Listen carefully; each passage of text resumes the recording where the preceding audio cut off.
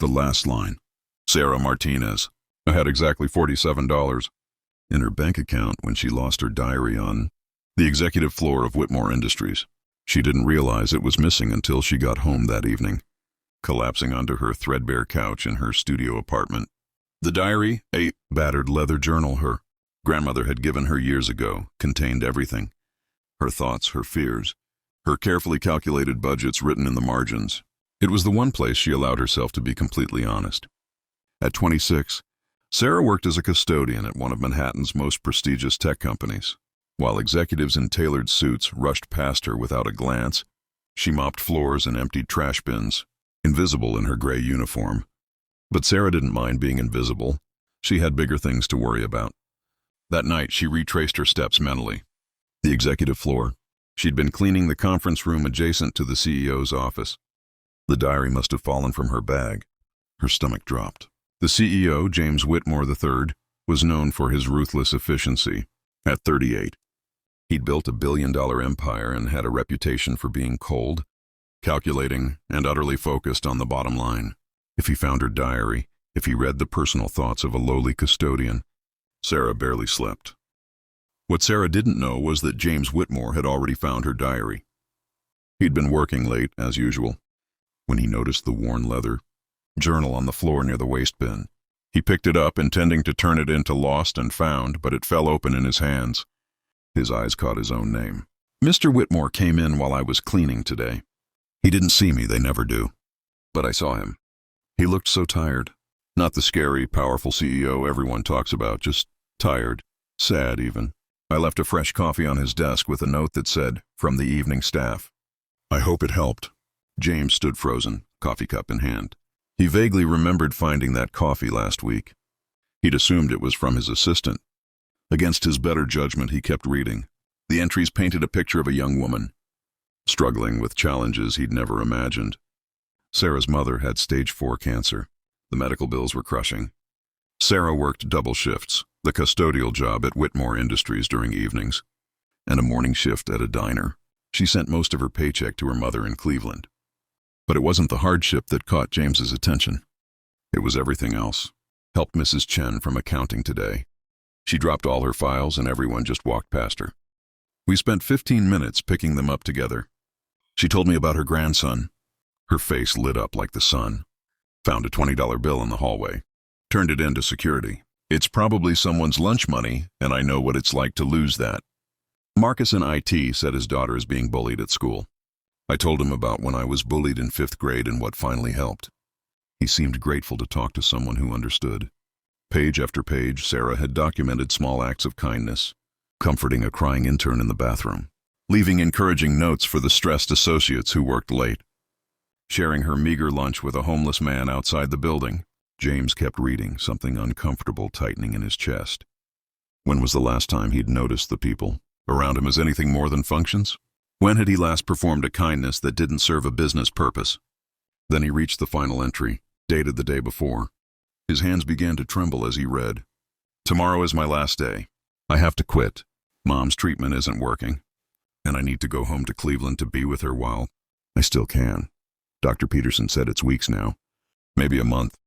I'm going to miss this job. I know that sounds crazy, it's just cleaning, but I felt like I was part of something here, part of all these people's lives, even if they never knew my name. I'd watch them celebrate their wins, comfort them silently during their struggles. I'd like to think I made their days a little brighter, even in small ways. I don't know what happens after Mom is gone. I have no savings left, no plan, I'm terrified. But I can't think about that now. Right now, I just need to be grateful for the time I had here and the person I got to be. The last line, though, the one that made James freeze completely, was written in different ink, clearly added that morning. Mr. Whitmore, if you're reading this, and I hope you're not because this is mortifying, please don't be angry with me for losing this at work, and please don't judge me for what I've written. I know I'm just a custodian and you're the CEO and our worlds don't touch, but I've watched you build something incredible here, and I've seen how hard you work. I hope you know that you've created a place where someone like me, someone invisible, could still feel like they mattered. That's worth more than you know. Thank you for that. I hope you find whatever you're searching for when you stay late all those nights. I hope you find peace. Sarah Martinez, evening custodial staff. James sank into his chair, the diary trembling in his hands. He'd spent 15 years building this company, convinced that success meant financial growth, market domination, shareholder value. He'd sacrificed relationships, health, and sleep at the altar of achievement. And here was someone with nothing, facing the loss of everything, thanking him for giving her a sense of purpose. He thought about his own mother, who'd passed away 5 years ago. He'd been too busy with a product launch to spend her final weeks with her. He'd told himself it was necessary that she'd understand, that providing for the family meant making hard choices. He'd been lying to himself. James opened his laptop. Sarah arrived for her final shift, eyes red from crying. She'd said goodbye to her tiny apartment that morning. Everything she owned was packed into 2 suitcases in her car. After tonight, she'd drive through the night to Cleveland. She'd barely started her rounds when her supervisor approached, looking uncomfortable. "Sarah, Mr. Whitmore wants to see you in his office." Her blood ran cold. The diary. He'd found it. He'd read it. Of course he had. She was going to be fired on her last day. Would that even matter? Could she even put this job on her resume now? With leaden feet, she rode the elevator to the executive floor. The doors opened to reveal James Whitmore standing in the hallway.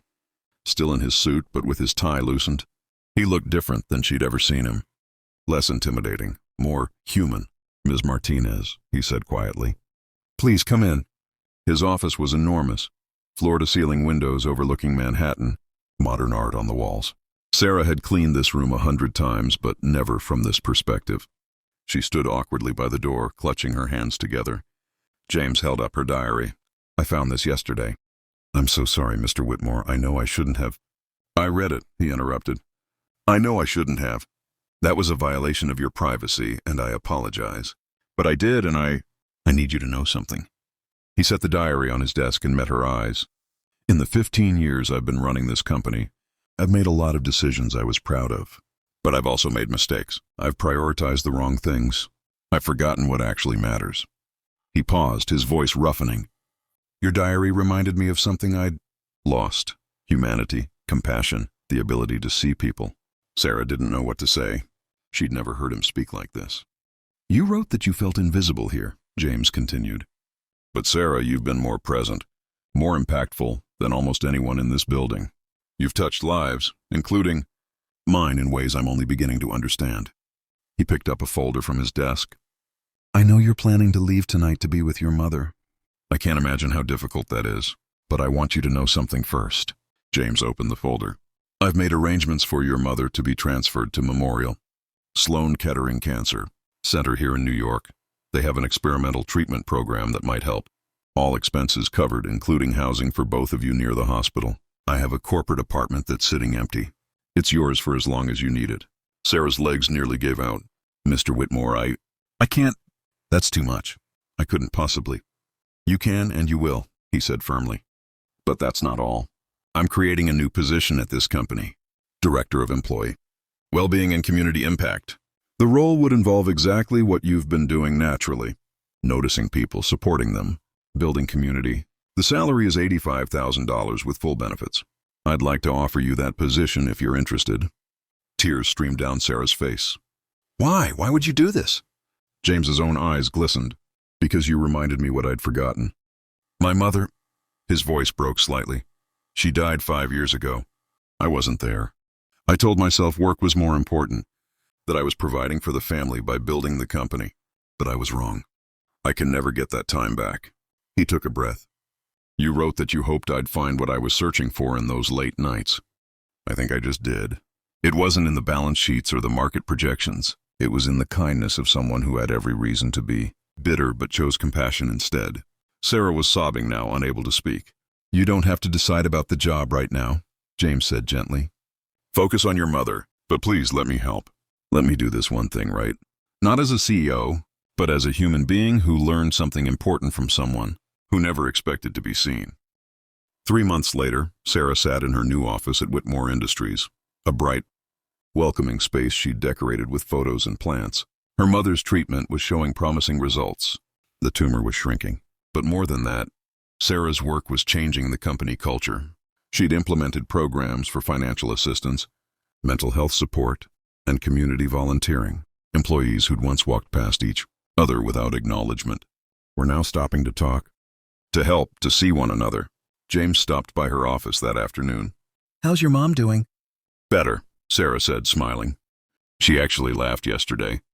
Really laughed. I hadn't heard that in months. "I'm glad." James hesitated at the door. "Sarah, I wanted you to know. I'm taking time off next month. First vacation in 8 years. I'm going to visit some old friends, reconnect with my sister. Maybe figure out who I am outside of this office." "That's wonderful, Mr. Whitmore." "James," he corrected. "Please." "James," she repeated, smiling. After he left, Sarah opened her new diary, a gift from the company's executive team. She began to write. "Today I learned something important. Sometimes the greatest impact we have isn't in the big moments or grand gestures. It's in the small acts of kindness we perform when we think no one is watching. It's in choosing compassion when we have every reason not to. It's in being fully human, fully present, fully ourselves." I lost my old diary, but I found something better.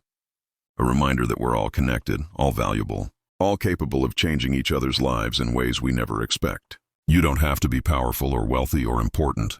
You just have to be willing to see people, really see them, and treat them with the dignity and kindness everyone deserves. I'm not invisible anymore. But then again, maybe I never was. Maybe none of us are if we just take the time to look. She closed the diary and looked out her window at the Manhattan skyline. Somewhere in this city, in this building, in this moment, small acts of kindness were rippling outward in ways no one would ever fully measure. And that, Sarah thought, was exactly how it should be.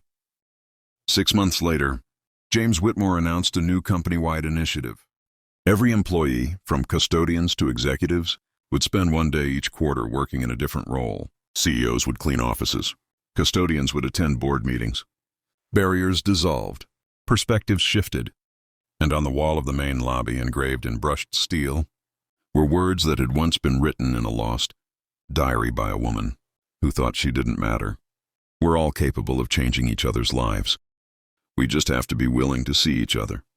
Sarah Martinez had been invisible until the moment she wasn't. And that moment changed everything.